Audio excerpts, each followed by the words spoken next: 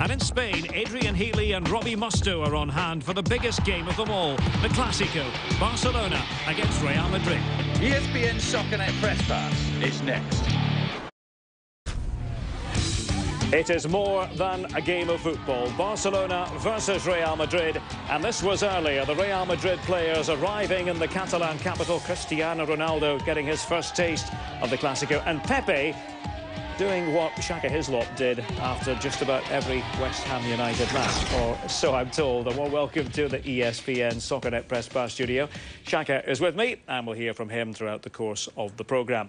But let us take you, first of all, to Barcelona, to the Camp Nou, and waiting for us there are Adrian, Healey and Robbie Mustoe, who'll be commentating on the big match tomorrow. Adrian, first of all, give us a sense of what the atmosphere is like. Give us the pulse of Barcelona as you speak now.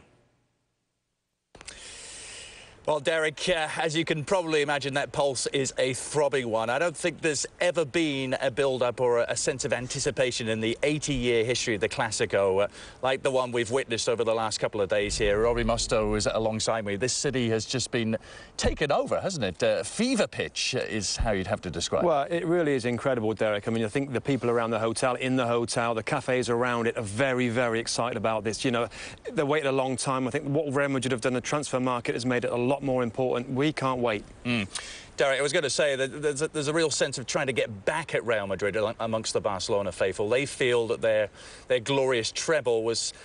some of the thunder was kind of stolen by Real Madrid immediately moving into the transfer market just a week afterwards and making all those big money signings, taking them off the front pages. And now they're looking for some revenge. I think what's interesting, viewing this from afar, is that normally when it comes to these Clásicos, you've got a clear favourite. You could say Barcelona have been playing fantastic football, Real Madrid not so great, or the other way around. But you don't have that at the moment. You do have Real Madrid on top, but by a very narrow margin. Can we talk about favourites, Adrian, going into this Classic at all? It's very hard, isn't it? I'm sure Robbie will agree. It's like a set of scales. Either one side is up or the other. There's no room for both of them to be up at the same time. I think a week ago, Robbie, the locals here might have been feeling a little maudlin about their prospects. But that's changed in the last 7 days. Yeah, I think it's changed, and I think the game against Inter Milan has changed it. I think Barca, there's a little bit of, you know, of ill feeling about the team. They weren't playing very, very well. There's a little bit of pressure on. The star players of Messi and Zlatan weren't available, and yet they turned in this magnificent performance, I thought, against Inter Milan. They blew them away, and I think now that just tips the scales in their favour, and I think if you want a favourite, Barca are the favourites. Yeah, and Real Madrid, Derek, have obviously played well enough to get you know, 28 points out of 33, their best start in 17 years, but without it really convincing. That's the overall feeling. OK, you two stay there. I want to bring Shaka into the conversation. Gut feelings can often play a big part in matches like these. What's your gut feeling? My gut feeling is for Barcelona purely because they're at home. And let's be honest, this Barca team started very well in La Liga this year around and then started to fall off the pace. They have not been playing anywhere near as well as we would have expected. And then comes the Champions League game against Inter Milan at home, where they were so dominant, they were so impressive. And I think that plays well in their favour. Of course, there was a performance without Zlatan Ibrahimovic, without Lionel Messi, and still they were able to put in such a performance. It says a lot. I think it's sent out the right message. For me, Real Madrid played 24 hours later. They were at home to FC Zurich, and was their opportunity to maybe cast their own mantle on this one. And as convincing as maybe they were against Zurich, the scoreline really didn't say enough for me. 1-0 at home to FC Zurich really doesn't send any kind of a clear message at all. I think Barcelona right now go into this game in the ascendancy because of that clear message that they sent against Inter Milan. Couple of questions for Adrian and Robbie. Robbie, let me start with you on this one. I'm not sure if you're hearing anything about Messi and Ibrahimovic. They were absent in midweek. You spoke about that terrific performance against Inter, but they played no part in that game. What are we hearing about their involvement, their possible involvement this weekend, first of all? And do Barcelona actually need them, given what we saw the other night? Well, you could be forgiven for thinking they don't need them, but obviously they do. I think the fact that they had such a good performance, they weren't really needed in the start of the game because the other result kind of was in their favour. But I think they've got every chance of playing. I think the Zlatan Ibrahimovic's hamstring problem is ongoing. They both did train with the team today, so that's a very important thing. But I think Zlatan is getting treatment before training and after training to make sure he's OK. So I think, I have to say, though, Derek, I think it's a bit of a risk if they start him. Hamstrings can be very fragile. It wouldn't surprise me if he starts from the bench. I think Leo Messi, though, is going to be OK and will start. Adrian, do you go along with that?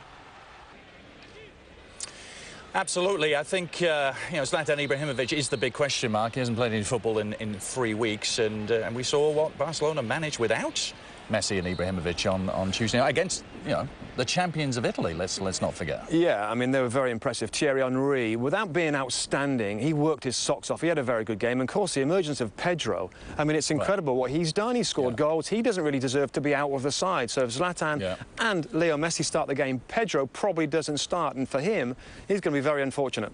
And we talked to some local journalists who really rate Pedro as the story of the season in many ways for Barcelona this season. They've been astonished and delighted by the progress he's made. I was interested in the point, Shaka, that you made just a couple of seconds ago about Real Madrid not really convincing against Zurich. It was a victory, but it was a fairly hollow victory.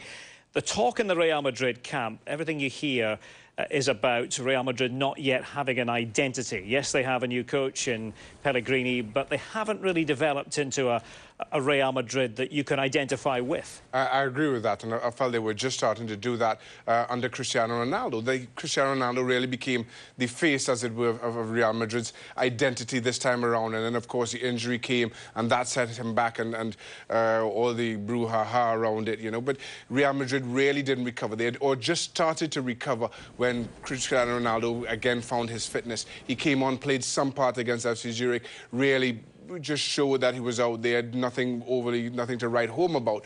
But Real Madrid are still trying to find their feet. Of course, with the money that they spent over the summer, you would always know that it would take some time for this team to gel. And I think that has been the case. They were gelling slowly but surely. They kept their noses, were certainly close enough to Real Madrid on the back of the goals from Cristiano Ronaldo. Then he went down injured. Real Madrid then started to find their own form, started to score goals, started to play better. And you do wonder, is Cristiano Ronaldo come back a little bit too early? Has that set them back? Because, again, against Zurich, they just were not that impressive. Certainly nowhere near as impressive as they had been over recent weeks, which, of course, saw them top La Liga. Adrian and Robbie are, of course, talking to us from the edge of the Camp Nou pitch. It is an intimidating venue. Those of us who have been there can confirm that. But I wonder, Adrian, first of all, to what extent does intimidation play its part when you're dealing with seasoned professionals who've been over this course before? Does it really matter? I think it absolutely does, Derek, no matter who you're talking about. We talked about Kaká and Ronaldo and Benzema, who will all be playing in the Classico for the first time. They've all played in massive, massive games, but I don't think there's anything like walking out in front of 98,000 here, of whom roughly about 500 or 600 will be Real Madrid fans. Everyone else baying for blood. Apparently what the Real Madrid players like to do is actually applaud the Barcelona crowd as they walk out here. That's their way of almost insulating themselves against it. But, Robbie, it has to be an awe-inspiring feeling for perhaps all the wrong reasons if you're an opposition player. Well, I don't know. I think if you come here as an opposition player, I mean, what excitement. I think it motivates you when everybody's against you. There's none of your home fans in the stadium, but I think you want to go there, perform. It's obviously a huge game, and I think it's going to raise Real Madrid to a new level. I know we've kind of been writing off Real Madrid a little bit, but let's remember, they haven't been playing well. They're top of the league, and maybe it's a good sign, that the team isn't playing well and they're still winning games. That's frightening. And the players, Kaká, Ronaldo, and everybody else, they're going to be a threat here. Not going to ask you to predict exact team lineups. We think Cristiano Ronaldo will play, Robbie, but how about the outcome, whether he plays or not? What's your gut feeling, what we're going to see tomorrow? My gut feeling tomorrow is that we're going to see, well, I hope we're going to see a fantastic game, and I think we will. I think when you consider the players that's on show, I think Pellegrini has said yesterday that he's not going to change their way of playing. They're not going to come here and shut up shop and get everybody behind the ball. They're going to have a go. And I think with Barcelona, the way that they play, it's got the potential to be a magnificent game. I've just got a sneak feeling, Derek, that we're going to see a draw and potentially a high-scoring draw. I'll stick my neck out and go with 2-2. How's that? I don't think, from the neutral point of view, that would be a disappointment at all. Shaka, What do you think? Well, first of all, I'm not going to sit on the fence like those two. I mean, I've never seen anything quite like it.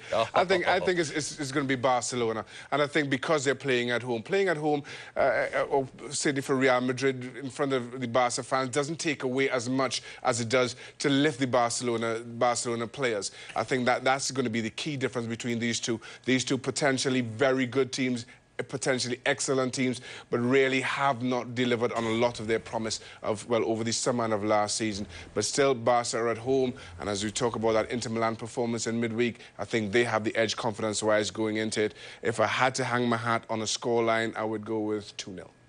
All right, we shall see. Hope that's got you into the mood for Barcelona against Real Madrid. You can see it in many parts of the world on ESPN with Adrian and Robbie. Consult your local guides.